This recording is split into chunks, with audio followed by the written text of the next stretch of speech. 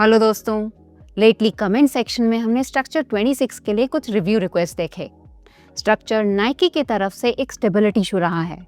2025 में नाइकी ने अपना रनिंग शू लाइनअप ओवरहॉल किया था, जिसमें वोमेरो मैक्सिमम कुशनिंग ऑफर करता है, पेगासस रिस्पॉन्सिव कुशनिंग और स्ट्रक्चर सपोर्टिव कुशनिंग रेंज है। हर रेंज के 3 वेरिएंट्स हैं, जैसे स्ट्रक्चर 26, फिर आएगा स्ट्रक्चर प्लस और टॉप पे आएगा स्ट्रक्चर प्रीमियम। आज इसी रेंज के बेस वेरिएंट स्ट्रक्चर 26 का फुल रिव्यू लाए हैं। डिस्क्लेमर, शो हमने खुद से परचेज किया है और इस पे 40 किलोमीटर तक रन कर चुके हैं। शुरू करते हैं इसके स्टैट्स एंड फीचर्स के साथ। मैं हूं सिद्धार्थ। मैं हूं अनु और आप देख रहे हैं जॉगर जर्नल।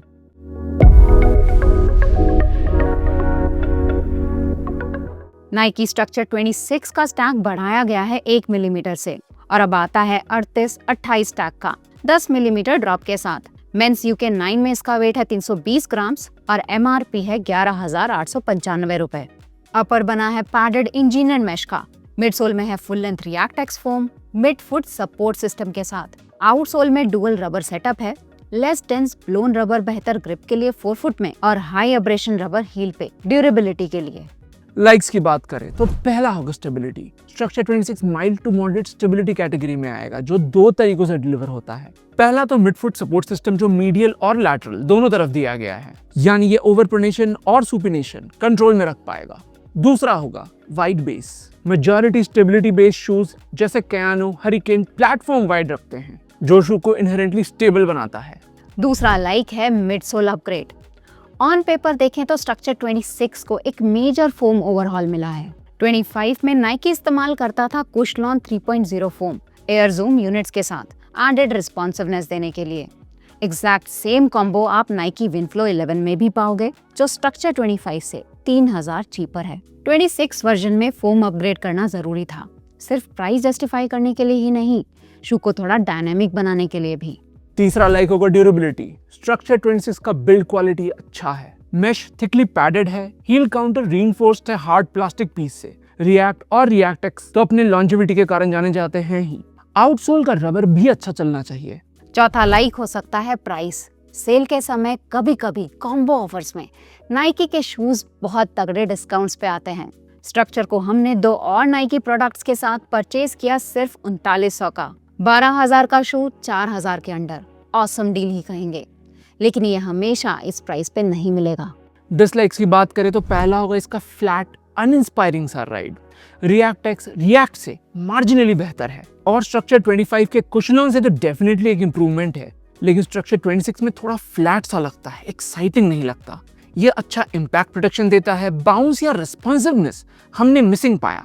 ये इशू स्टेबिलिटी फोकस शू में हमेशा ही रहा है, लेकिन कंपटीशन अब इनोवेट कर रहा है और ये है स्ट्रक्चर के अगेंस्ट दूसरा डिसलाइक।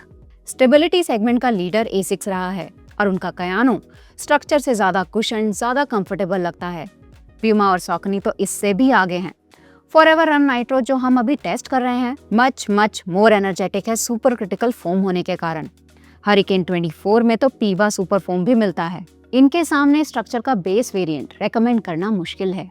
अब हम शू के तीनों मेजर कंपोनेंट्स अपर, मिडसोल और आउटसोल को रेट करेंगे अपने एक्सपीरियंस के बेसिस पे। शुरू करते हैं अपर से। अपर को कंफर्ट और स्ट्रक्चर ध्यान में रख के डिजाइन किया गया है। प्लस अपर ब्रीदेबिलिटी को थोड़ा नेगेटिवली हिट जरूर करता है। फिट ट्रू टू साइज है और toe box slightly wider and पे आएगा। फिट अकोमोडेटिंग है। लॉकडाउन में कोई इशू नहीं है, इसे एक लाइक भी कह सकते हैं। अपर को देंगे 3.25 आउट ऑफ 5। स्ट्रक्चर 26 के रिएक्ट-एक्स फोम को खुलने में थोड़ा समय लगता है। 3-4 रन्स के बाद ये सॉफ्टर हो जाएगा, फिर भी ओवरऑल एक्सपीरियंस डेंस ही कहेंगे। पेगासस 41 में भी रिएक्ट-एक्स है, लेकिन वो स्ट्रक्चर के वर्जन से कुशन्ड और लाइवली लगता है। ज्योमेट्री वाइज नाइकी ने सेफर ऑप्शन चूज किया है। स्ट्रक्चर में रॉकर नहीं है, प्लस इसका वाइड बेस शू को फ्लैट सा फील कराता है। स्टेबिलिटी के पर्सपेक्टिव से ये नेगेटिव नहीं कहेंगे। ड्रॉप 10 मिलीमीटर है। एज अ रिजल्ट ये हील स्ट्राइकर्स के लिए ज्यादा सूटेबल रहेगा। मिडसोल को देंगे 6.5 आउट ऑफ 10। स्ट्रक्चर के आउटसोल में डुअल रबर सिस्टम देखने को मिलता है। 4 फुट रीजन का रबर फ्लेक्सिबल है, अच्छा ग्रिप देता है। हील का हाई एब्रेशन रबर ड्यूरेबिलिटी बढ़ाता है। ये रोड रनिंग के लिए ही सजेस्ट करेंगे। आउटसोल को देंगे 3.25 आउट ऑफ 5। तो टोटल स्कोर आता है 13 आउट ऑफ 20 एक स्टेबिलिटी शू के नजरिए से। इसका overall experience comfort plus and पे है, इसलिए रनिंग के अलावा ऑल डे वेयर के लिए भी इस्तेमाल किया जा सकता है।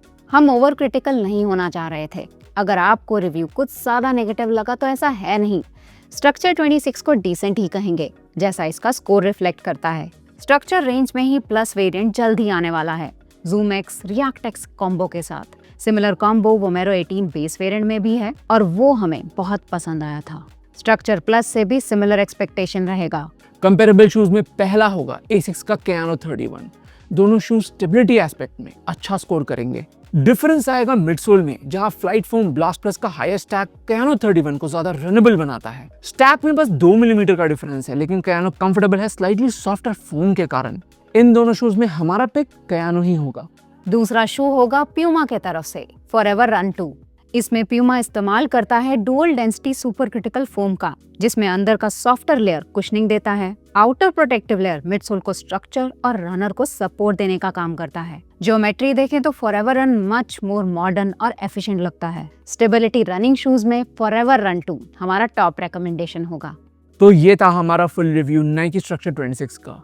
अगर आप शू परचेज करने में इंटरेस्टेड हैं तो डिस्क्रिप्शन बॉक्स में एफिलिएट लिंक्स मिल जाएंगे। वीडियो पसंद आया तो लाइक और सब्सक्राइब जरूर कीजिएगा। अगले में मिलते हैं। Thank you and good bye.